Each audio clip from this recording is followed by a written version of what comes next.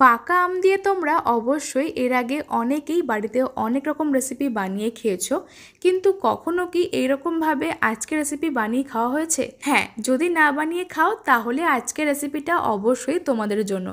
যারা জানো না বা কখনো দেখোনি তারা কিন্তু অবশ্যই আজকের ভিডিওটা একদমই কোথাও স্কিপ করো না, কারণ আজকের রেসিপিটা কিন্তু একদমই নতুনত্ব আর ইউনিক হতে চলেছে, খেতে কিন্তু একদমই আলাদা।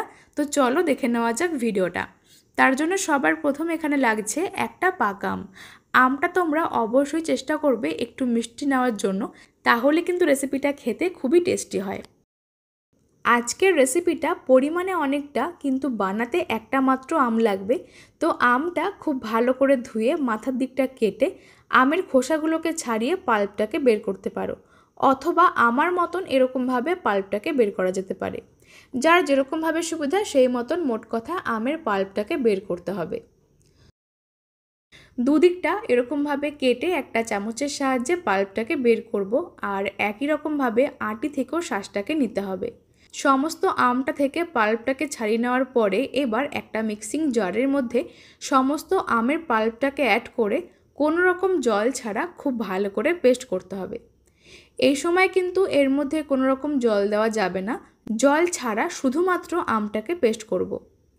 দেখতেই পাচ্ছ কত সুন্দর একটা মিহি পেস্ট বানিয়ে নেওয়া হয়ে গেছে। এবার এই আমের পেস্টটা একটা সাইডে করে দেওয়ার পরে অন্যদিকে একটা পাত্র নিতে হবে।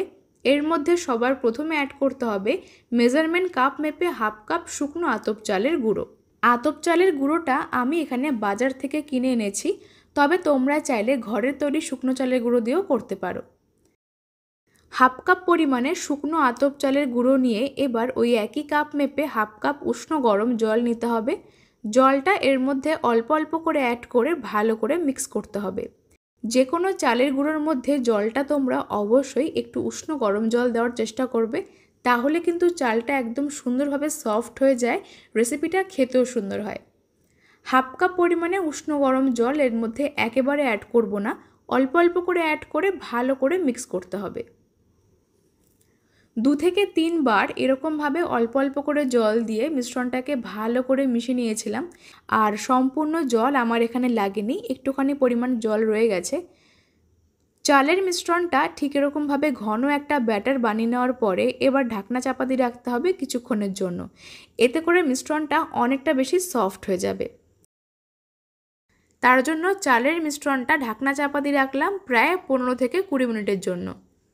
20 মিনিট পরে আমরা ফিরে আসলাম আর ঢাকাটা তুলে নিচ্ছি।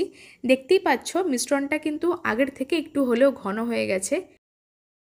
এবার যে আমের পাল্পটা আমরা আগে থেকে বানিয়ে রেখেছিলাম মিক্সিং জারে, তার থেকে 2 থেকে 3 টেবিল চামচ আমের পাল্প এর মধ্যে অ্যাড করে ভালো করে মিশিয়ে নিতে হবে। আমের পাল্পটা এর মধ্যে প্রথমে একেবারে দিচ্ছি না, অল্প অল্প করে দিয়ে ভালো করে মিক্স করব। সম্পূর্ণ আমের পাল্পটা আমার এখানে লাগছে না, অল্প একটুখানি আমের পাল্প আমি আলাদা করে রাখলাম, এটা আমরা পরবর্তী সময় কাজে লাগাবো। আমটা এর মধ্যে অল্প অল্প করে 2 থেকে 3 বার অ্যাড করে খুব ভালো করে যখন মিশিয়ে নেওয়া হয়ে যাবে, আর তারপরে এর মধ্যে অ্যাড করব স্বাদ অনুযায়ী নুন। যেহেতু এর মধ্যে শুকনো আতপ চালের গুঁড়ো আর একটা আমের মিষ্টত্বের ভাব রয়েছে, তার জন্য টেস্টটাকে ব্যালেন্স করতে স্বাদ মতো নুনটাকে অ্যাড করতে হবে, তা না হলে কিন্তু খেতে পানসে লাগবে। নুনটাকে দিয়ে আরেকবার ভালো করে মিশিয়ে নিচ্ছি। এবার এই মিশ্রণটা আবারও একটা ছোট মিক্সিং জারের মধ্যে নিয়ে ভালো করে ব্লেন্ড করতে হবে। তাহলে কি হবে, মিশ্রণটার মধ্যে আর কোনো রকম দানাদার অংশ থাকবে না, আর একটা স্মুথ পেস্ট রেডি হবে। দেখতেই পাচ্ছ এর মধ্যে কিন্তু কোনো রকম জল দেবে না, জল ছাড়াই খুব ভালো করে পেস্ট করতে হবে বা ব্লেন্ড করতে হবে। এবার এই মিশ্রণটা এই একই পাত্রের মধ্যে ট্রান্সফার করে, যেহেতু মিশ্রণটা এই অবস্থায় অনেকটা বেশি ঘন মনে হচ্ছে, তার জন্য এখানে সামান্য পরিমাণে জল দিয়ে বা মিক্সিং জারটা ধুয়ে অল্প করে জল দিয়ে ভালো করে মিশ্রণটাকে মিশিয়ে নিতে হবে।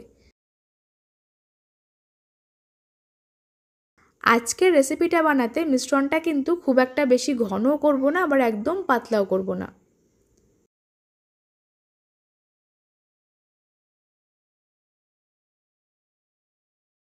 তো বন্ধুরা, আমাদের এখানে পিঠাগুলোকে বানিয়ে নেওয়ার জন্য মিশ্রণটা কিন্তু একদম রেডি হয়ে গেল। এবার অন্যদিকে পিঠাগুলোকে বানিয়ে নেওয়ার জন্য গ্যাসের ওপর একটা ফ্রাই প্যান বা চাটু বসিয়ে হাই হিটে খুব ভালো করে গরম করতে হবে। প্যানটা হাই হিটে খুব ভালো করে গরম করে নেওয়ার পরে এবার এর মধ্যে একদমই সামান্য পরিমাণে তেল ব্রাশ করতে হবে। তেলটা না দিলেও চলে, তবে তেলটা হালকা করে ব্রাশ করলে পিঠেগুলো কিন্তু খুব সহজে আপনা আপনি প্যান থেকে ছেড়ে আসবে আর বানাতেও সুবিধা হবে, খুব একটা বেশি সময় লাগবে না। একদমই সামান্য পরিমাণে তেল দিয়ে ব্রাশ করে নেওয়ার পরে এবার মিশ্রণটা থেকে এরকমভাবে চা চামচ মেপে 1 চামচ করে মিশ্রণ বা পিঠাগুলোকে দিয়ে দিতে হবে। প্রত্যেকটা পিঠা যেন দেখতে একই রকম আর সমান মাপের হয়, দেখতেও সুন্দর হয়, তার জন্য আমি এখানে এরকম চা চামচ মেপে দিচ্ছি।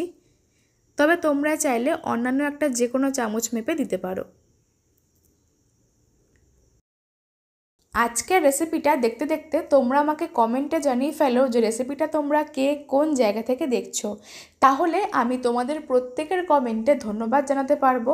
আর আজকের ভিডিওটা যদি ফেসবুক পেজ থেকে দেখছো তাহলে পেজটিকে ফলো করো, আর যদি ইউটিউব থেকে দেখছো তাহলে মিতাস ফুড জোন চ্যানেলটিকে সাবস্ক্রাইব করে পাশে বেল আইকনটা প্রেস করতে একদম ভুলো না।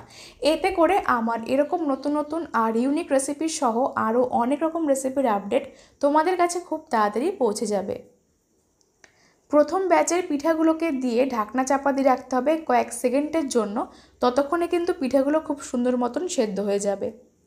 আজকের এই পিঠাগুলো বানাতে বা বাতাসা পিঠাগুলো বানাতে কিন্তু সময় একদমই লাগে না, একদম কয়েক সেকেন্ডের মধ্যেও হয়ে যায় আর খেতেও কিন্তু খুবই সুন্দর হয়। প্রথম ব্যাচের পিঠাগুলো কিন্তু বানিয়ে নিয়েছিলাম আর একই রকমভাবে সমস্ত পিঠাগুলোকে বানিয়ে নিতে হবে।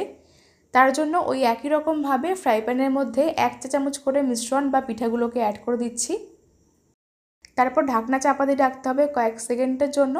এবার উল্টে পাল্টে ভালো করে ভেজে নিলে আজকের এই সমস্ত পিঠাগুলো একদম রেডি হয়ে যাবে। দেখতেই পাচ্ছ বন্ধুরা কত সহজে আর কত কম সময়ের মধ্যে কিন্তু প্রত্যেকটা বাতাসা পিঠা বানিয়ে নেওয়া হয়ে গেছে, আর পিঠাগুলো কিন্তু দেখতে সত্যি বাতাসার মতনই লাগছে। সবগুলো বাতাসা পিঠা একই রকমভাবে বানিয়ে নেওয়ার পরে এবার এই পিঠাগুলোকে জাল করার জন্য গ্যাসের ওপর একটা কড়াই বসিয়ে ওর মধ্যে অ্যাড করতে হবে খানিকটা পরিমাণে দুধ। এখানে আমি তার জন্য 500 ml লিকুইড দুধ ইউজ করেছিলাম, আর দুধটা একটু ঘন নিতে হবে, তাহলে কিন্তু পিঠাগুলো খেতে খুবই টেস্টি হয়। 500 ml লিকুইড দুধ এখানে আগে থেকে জাল করা ছিল, তার জন্য এখানে ফুটতে খুব একটা বেশি সময় লাগবে না। কিছুক্ষণের মধ্যে যখন দুধটা ভালো মতন ফুটে উঠতে শুরু করে দেবে বা উতলে উঠবে, তখন এর মধ্যে এই সমস্ত বাতাসা পিঠেগুলোকে অ্যাড করতে হবে।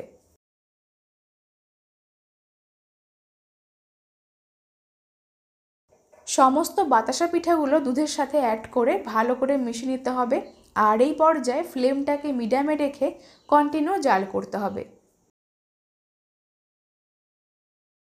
এই পর্যায়ে কিন্তু আমি এখনও পর্যন্ত এর মধ্যে চিনি বা মিষ্টি অ্যাড করিনি। পিঠেগুলো দিয়ে যখন ভালো করে জাল হয়ে সেদ্ধ হয়ে যাবে তখন এর মধ্যে আমরা চিনি অ্যাড করব। তো এখানে আমি তার জন্য স্বাদ মতন ছোট 1 বাটি চিনি অ্যাড করলাম, আর মিষ্টির পরিমাণটা তোমরা যে যেরকমভাবে খেতে পছন্দ করো কম বা বেশি সেই মতন অ্যাড করতে পারো। বাতাসা পিঠেগুলো যখন ভালো করে ফুটে এরকম আপনা আপনি ভেসে উঠতে শুরু করে দেবে, তখনই বুঝতে হবে যে পিঠেগুলো পারফেক্টভাবে সেদ্ধ হয়ে গেছে আর একদম রেডি হয়ে গেছে। তো কিছুক্ষণ এরকমভাবে পিঠেগুলোকে দিয়ে ভালো করে জাল করতে হবে। আর মাঝখানে যেহেতু বলেছিলাম যে কিছুটা পরিমাণে আমের পাল্প আমি আলাদা করে নিয়েছিলাম, তার মধ্যে সামান্য পরিমাণে দুধ অ্যাড করে ভালো করে মিশিয়ে নিচ্ছি। এই মিশ্রণটা আমরা পরবর্তী সময়ে কাজে লাগাবো। এই পর্যায়ে এর মধ্যে অ্যাড করা যাবে না, তা না হলে কিন্তু দুধটা কেটে যাওয়ার চান্স থাকে। এই পর্যায়ে ফ্লেমটাকে অফ করব, কারণ এর থেকে বেশি ঘন করলে কিন্তু একদম টাইট হয়ে যাবে বা ঘন হয়ে যাবে, তখন খেতে অতটাও ভালো লাগবে না। তো এখানে বন্ধুরা যখন 15 মিনিট পরে এটা একটু ঠান্ডা হয়ে যাবে, মানে ফুটন্ত গরম ভাবটা যখন কমে যাবে, তখন এর মধ্যে ওই দুধ আমের মিশ্রণটা এর সাথে অ্যাড করে ভালো করে মিশিয়ে নিতে হবে। যেহেতু আজকের রেসিপিটা পাকা আমের, তার জন্য এখানে পাকা আমের ফ্লেভার অ্যাড করার জন্য সামান্য পরিমাণের মিশ্রণ দুধের সাথে মিশিয়ে অ্যাড করলাম। এতে করে খেতেও সুন্দর হবে আর দেখতেও খুব কালারফুল লাগবে।